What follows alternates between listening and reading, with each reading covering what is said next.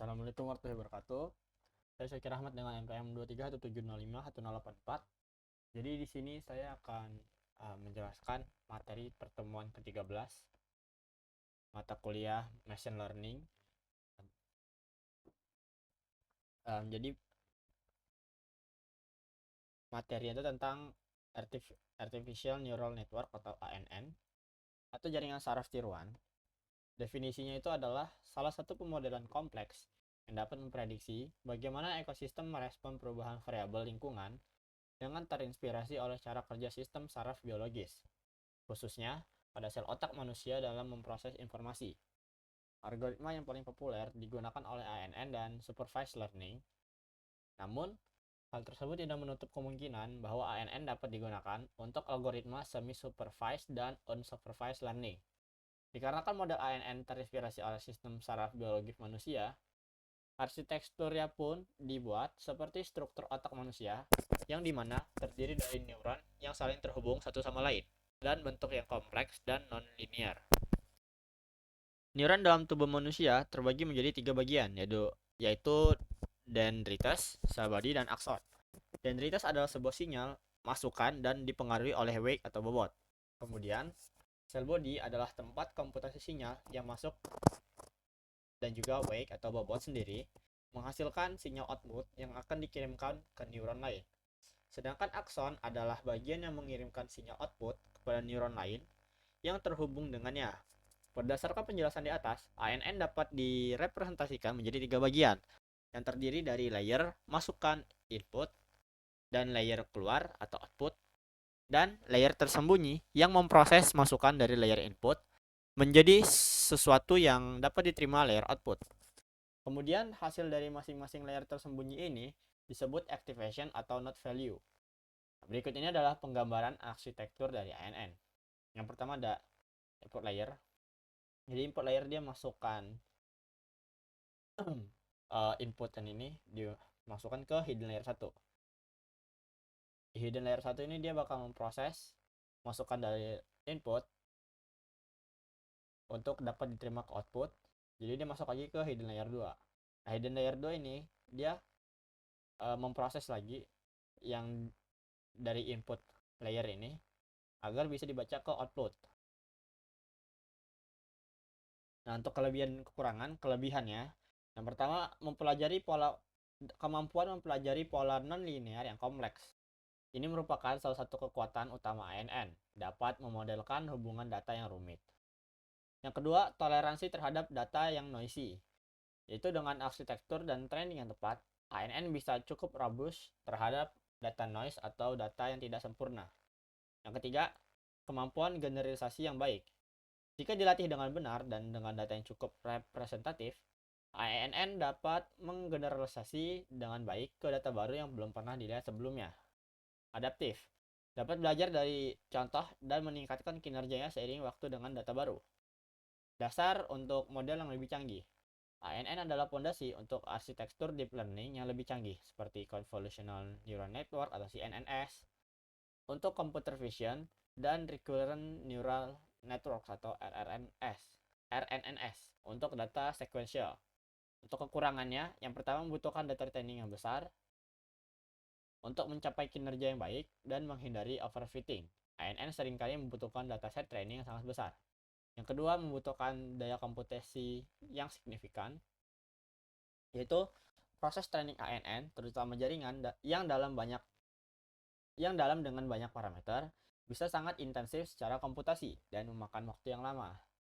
Penggunaan GPU atau TPU seringkali diperlukan. Yang ketiga, rentan terhadap overfitting. ANN dapat dengan mudah menghafal data training, termasuk noise di dalamnya, sehingga berkinerja sangat baik pada data training, tetapi buruk terhadap data baru atau tes data. Dan terakhir, ada banyak hyperparameter untuk style. Merancang dan melatih ANN melibatkan pemilihan banyak hyperparameter atau jumlah neuron per lapisan, dan fungsi aktivasi, learning rate, batch size, optimizer, dan lain-lain. Menemukan kombinasi hyperparameter yang optimal bisa menjadi proses yang menantang dan memakan waktu atau hyperparameter tuning. Perceptron. Perseptron adalah unit dasar dari jaringan saraf buatan atau ANN yang pertama kali diperkenalkan oleh Frank Rosenblatt pada tahun 1958. Ini merupakan model neuron buatan yang paling sederhana yang digunakan untuk menyelesaikan masalah klasifikasi linear atau binary classification, yang artinya perseptron dirancang untuk membedakan antara dua kelas, misalnya kelas 0 dan kelas 1 atau kelas min 1 dan kelas 1, yang dapat dipisahkan oleh sebuah garis lurus atau bidang hyperplane dalam dimensi yang lebih tinggi. Algoritma perseptron yang langkah 0 itu menginisialisasi semua bobot dan bias untuk memudahkan. Set bobot dan bias sama dengan 0, lalu set learning rate itu di antara 0 dan juga 1. Langkah pertama, selama kondisi stop tidak terpenuhi, lakukan langkah 2-6. Langkah 2, untuk setiap pasangan vektor input dan target output S berbanding T. Lakukan langkah 3-5. Langkah 3, set aktivasi input, yakni XI sama dengan SI. Langkah keempat, hitung output, Yin sama dengan B ditambah semua dari W dan juga X. Untuk Y sama dengan 1, jika Y in itu lebih dari 0, hasilnya Y sama dengan 0 jika negatif. Ini itu threshold ya. Threshold itu kurang dari sama dengan Y in, atau Y in kurang dari sama dengan threshold. Yang ketiga, Y sama dengan min 1 jika Y in kurang dari threshold. Nah, langkah kelima, update nilai bobot dan bias jika terjadi error. Jika Y tidak sama dengan T, WI yang terbaru sama dengan W out ditambah ini alpha dari TX. Untuk B yang baru itu B out ditambah A plus TX. Else, berarti jika Y sama dengan T, WI yang baru itu sama dengan WI yang old, B yang baru itu sama dengan B yang old. Langkah 6, tes kondisi stop. Jika tidak ada bobot yang berubah pada step 2, maka stop. Selain itu lanjutkan. Ini ada contoh studi kasus. Di tanaman 1-4, tinggi tanamannya ini. Untuk kebutuhan air ada 6642 dan juga kelas target. Kelas targetnya 1, 1, min 1, min 1. Yang pertama, inisialisasi. Jadi X1 itu sama dengan tinggi tanaman, X2 itu kebutuhan air. Jadi bobot awalnya itu 00, bobot bias awalnya itu 0, learning rate yaitu 0,8 dengan threshold 0,5. Jadi epoch pertama itu data pertama yang di atas ini itu Y in sama dengan B itu 0 ditambah 0 dikali 5. Ini karena W nya 0 awalnya, ditambah 0 dikali 6. 5 dari sini, 6 dari sini, sama dengan hasilnya 0. Jadi Y itu karena thresholdnya itu 0,5, berarti Y itu sama dengan 0 karena negatif 0,5 dia berada di antara negatif 0,5 dan juga 0,5.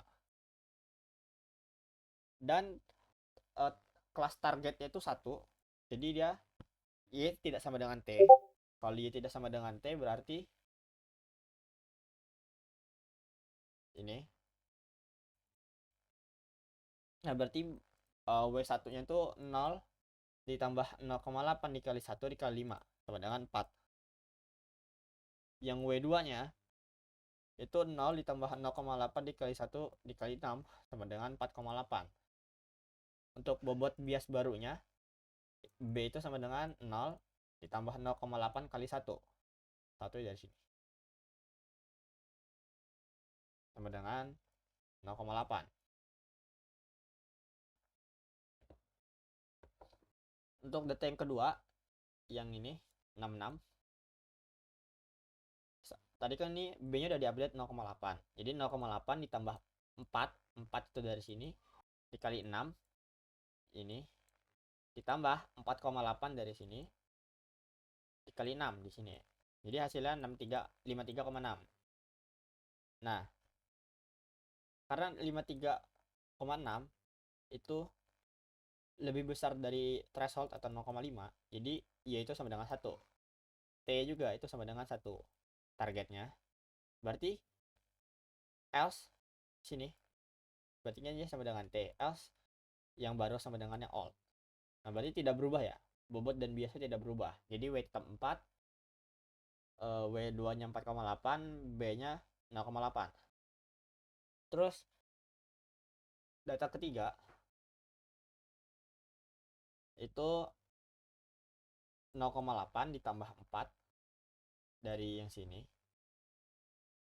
dikali 1 ditambah 4,8 dikali 4 sama dengan 24. Karena 24 lebih dari threshold 0,5 berarti Y1, targetnya min 1, berarti error. Berarti dia bobot baru. Bobot barunya di sini 4 ditambah 0,8 dikali min 1. Min 1 itu dari sini. Dikali 1. Hasilnya 3,2. W2-nya itu 4,8 ditambah 0,8 dikali min 1 kali 4. Hasilnya 1,6.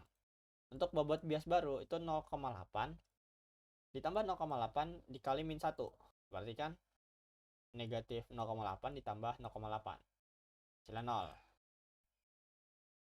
Terus data keempat, B-nya 0 ditambah 3,2 dikali 3 di sini 3 ditambah 1,6 dikali 2. Sini 2-nya sama dengan 12,8.